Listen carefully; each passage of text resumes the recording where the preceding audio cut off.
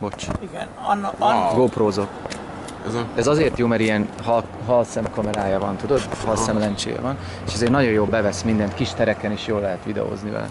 Szóval ez a zöld Lomb utca, Orsika, és akkor itt jöttünk le a Boldival a Felső Zöldmáliról. És akkor itt a ház, ami a 83 körül épült, csúsztatott, mi a neve? Zsalus. Csúsztatott zsalus, tehát nem tégla, hanem egy fokkal rosszabb, de a panelnál egy fokkal jobb. És most lesz felújítva valami. Úgy lesz felújítva, kazán a és fűtés az egy ilyen házközpontú fűtés, ami nagy divat volt Magyarországon, és minden épület tetején, hogyha kimegyünk az erkélyre látni, szembe vannak ilyen kazán házak, és abba fogják most kicserélni a kazánt.